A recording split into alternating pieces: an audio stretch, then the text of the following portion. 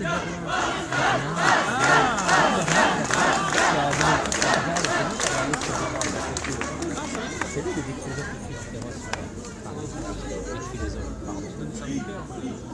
non, non, mais t'as vu ça. Ceux qui disent que tous les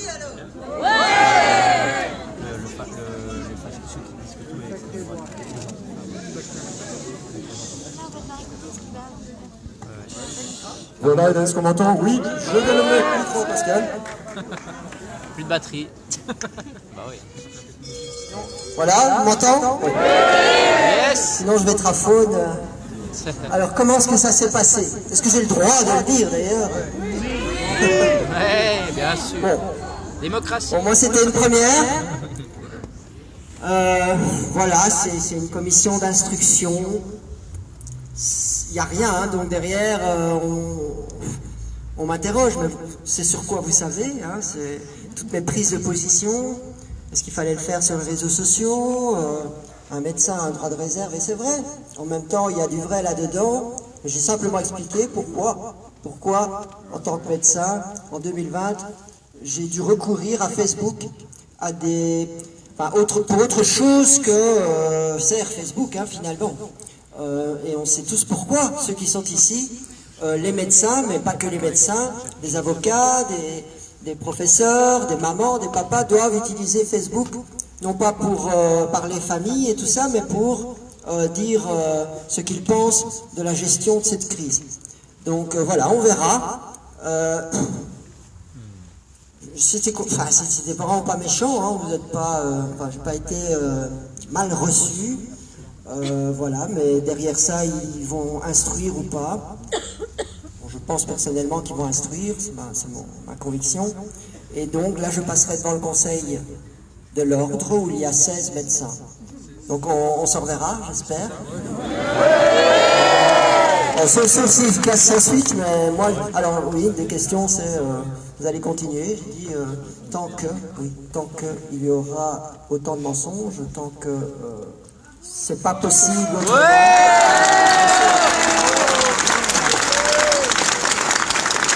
D'une façon responsable aussi. Parfois je crois que les gens commencent à me connaître. Je me dis, on a une responsabilité aussi, hein, de dire aux gens, ne vous vaccinez pas. Comme d'autres disent, vaccinez-vous. Et j'ai toujours ça dans la tête d'ailleurs, de dire prenez de l'ivermectine. Ouais. Bon voilà, maintenant en tant que médecin, on doit prendre des responsabilités, on doit prendre nos responsabilités, on doit prendre des décisions en accord avec le patient. C'est ça surtout aussi.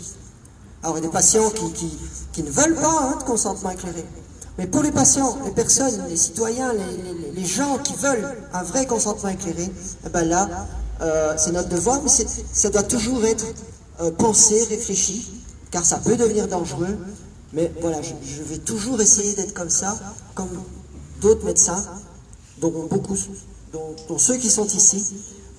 Mais je voulais quand même revenir là-dessus, parce que je rappelle vraiment, avant tout, c'est vous qui devez savoir ce qui est bon pour vous. Exactement. C'est ma conception, hein. Que les gens maintenant, et c'est peut-être cette crise du Covid, et dans le mot crise c'est opportunité, c'est peut-être l'opportunité que les gens commencent finalement à se dire qu'ils sont leurs propres médecins, qu'ils peuvent énormément faire de choses avant d'aller voir le médecin. Qu'ils reprennent la responsabilité de leur corps, de leur santé. Même si à un moment donné il faut un chirurgien pour réparer un os, il faut un spécialiste quand là ça devient trop difficile, et ainsi de suite, un anesthésiste, etc. Mais pour la plupart des choses, pour énormément de choses, les gens, à condition de les éduquer, de leur apprendre, de les aider, de leur donner les bons messages, n'auraient pas besoin des médecins, autant des médecins. Et donc reprenez le pouvoir, reprenez votre pouvoir. Voilà, moi je suis un médecin qui vous dit ça.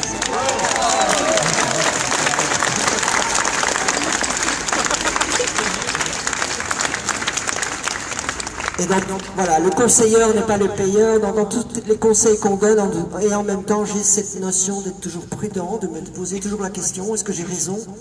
Et est-ce que ça va convenir à cette personne? Voilà, je veux continuer à être comme ça, et c'est la médecine que je veux développer. C'est la médecine que j'espère enfin, voir venir le jour dans les jours, enfin, dans les mois, années qui viennent. Et c'est comme ça que je vais travailler dans le futur. C'est non pas le médecin qui sait tout, mais le médecin qui peut aider un patient, pour autant que cette personne, enfin un patient, il faudrait trouver d'autres noms d'ailleurs, mais une personne malade à un moment donné de sa vie, mais qui doit d'abord trouver la réponse elle-même, et nous on est là pour l'aider, pas pour lui trouver à sa place, pas pour trouver la réponse à sa place. Voilà. Donc je vais continuer à être comme ça, et ça, on verra si l'ordre, qui est l'ordre, hein, tout est dans le nom. Et, on doit créer avec Frédéric Boisréguer, je ne sais pas s'il est là, s'il a pris la parole. Et pas le seul, évidemment, il y a beaucoup de gens derrière lui, avec lui. Je travaille avec Louis Fouché en France, qui développe Covid Soins, Petits Soins. Je crois que ça, c'est vraiment notre vision. On s'est retrouvés, c'est génial. D'ailleurs, moi, franchement, je vais vous dire, je ne suis pas masochiste pourtant, mais je ne voudrais pas être ailleurs aujourd'hui. Je ne voudrais pas être quelqu'un d'autre. Je ne voudrais pas... je vais même aller jusqu'à dire, je ne voudrais pas être encore à l'hôpital où j'étais, à peut-être gagner beaucoup d'argent, mais malheureux et m'étant tu. Je ne voudrais pas. Donc je crois que je ne voudrais pas être ailleurs. Et donc, on va développer ça avec vous, et voilà, et où chacun a un rôle à jouer. Voilà, je vais essayer de ne pas être trop long, comme m'a dit ma femme, dans le sens où, quand même, je veux insister, merci. Vous n'avez pas idée. Et j'espère que vous allez passer un bon moment. Et en tout cas, je vous assure que ça fait un bien fou quand on est appelé comme ça, convoqué. Alors voilà, j'ai ma conviction pour moi, j'étais fort. Et je crois que chaque fois qu'il y a un obstacle comme ça, je suis plus fort en fait. Je suis encore plus solide, encore plus déterminé. Et c'est ce qui se passe. Mais je vais vous dire franchement que votre présence fait quelque chose de... C'est vraiment important. Merci.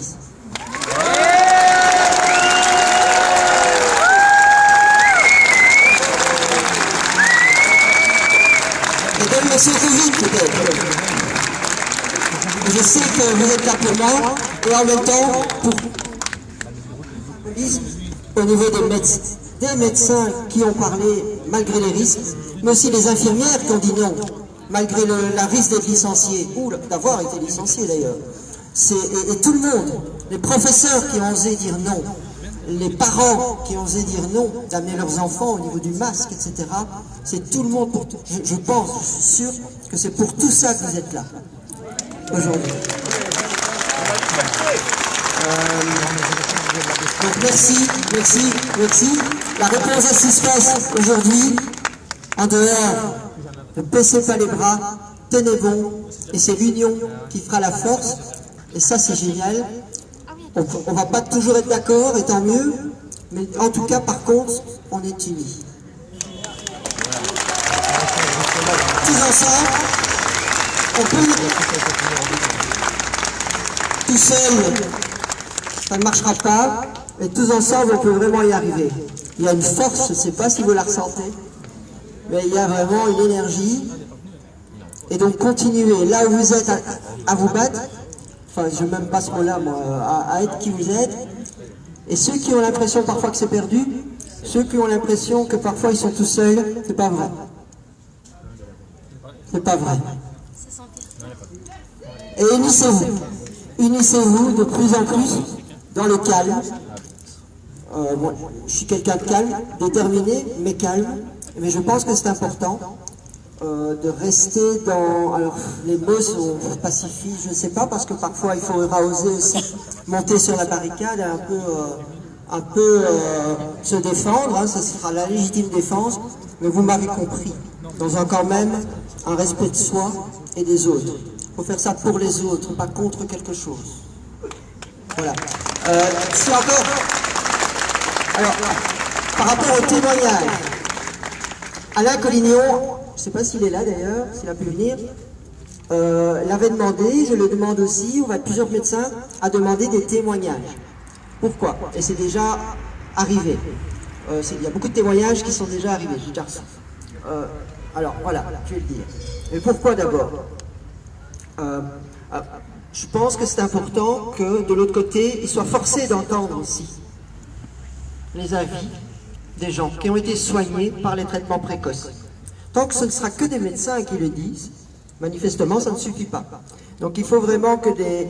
Alors oui, écrire à l'ordre des médecins de votre province, écrire... alors il y a Notre Bon Droit, cette association, Bon Sens Belgique, d'associations qui peuvent vous aider à trouver les mails des politiques ou des institutions, des autorités, mais il faut leur envoyer ces témoignages. Maintenant, vous pouvez aussi passer par moi ou Alain Collignon, ou les autres médecins qui le demanderont, mais c'est « j'ai été soigné », et à la limite, même, oui, par l'ivermectine ou autre chose, mais j'ai été soigné et ça a été efficace, et j'ai pu avoir un rapport éclairé avec mon médecin, ça s'est bien passé, etc. Et inversement, voilà, comme ma femme me dit, ce serait bien aussi qu'il y ait des témoignages, puisque je sais que c'est ces produits, de gens qui n'ont pas été soignés, qui ont été mis dehors du cabinet d'un médecin. Pour que ça soit aussi dit ça, que des médecins soient interpellés à l'ordre, pas que nous parce qu'on a soigné, mais aussi des médecins parce qu'ils n'ont pas soigné. Sachez que si vous envoyez une plainte à l'ordre, ils sont obligés de l'instruire. Ils sont obligés de l'instruire.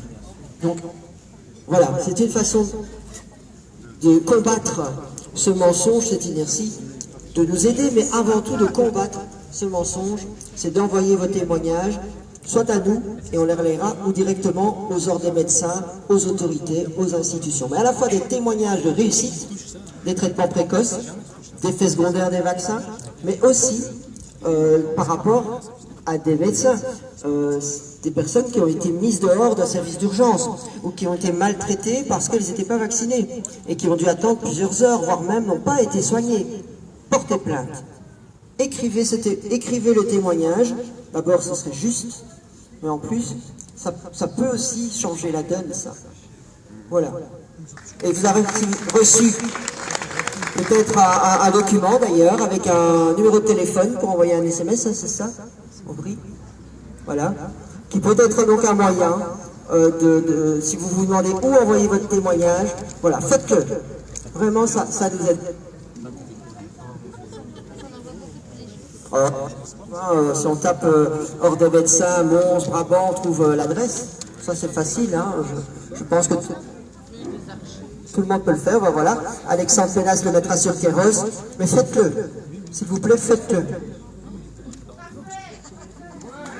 Aussi bien les témoignages pour que les témoignages contre les médecins qui n'ont pas fait leur travail. Parce que c'est trop facile.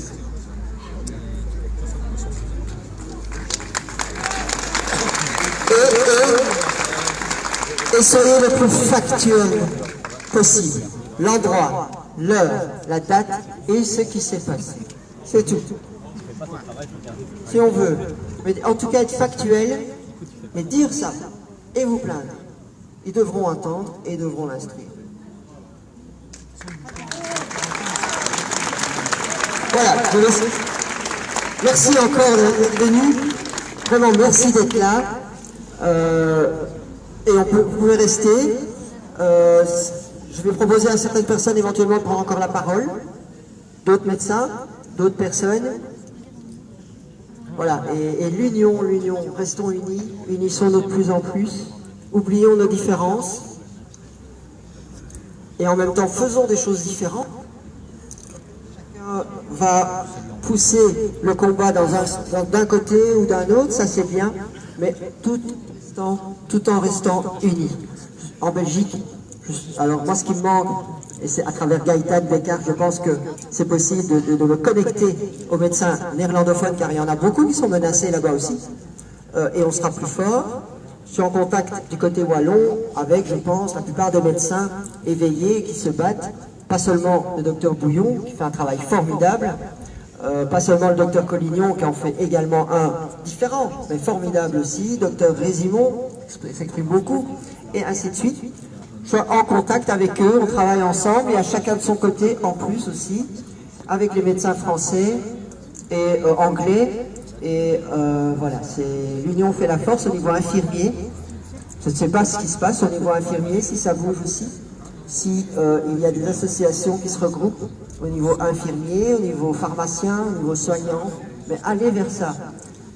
Avec une grande union à la fin, puisqu'on travaille tous ensemble, les avocats, pour qu'on puisse être plus fort. Moi, c'est le grand message que j'avais aussi envoyé.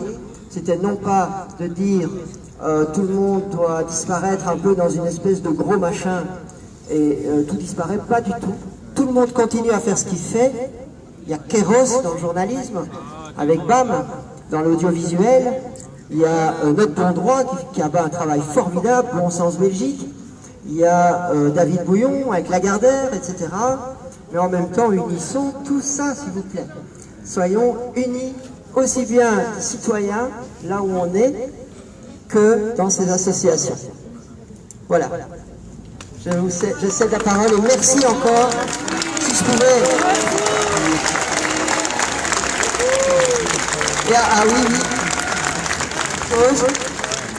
Et je vois mon fils prendre et céder la parole pour suivre, pas de favoritisme.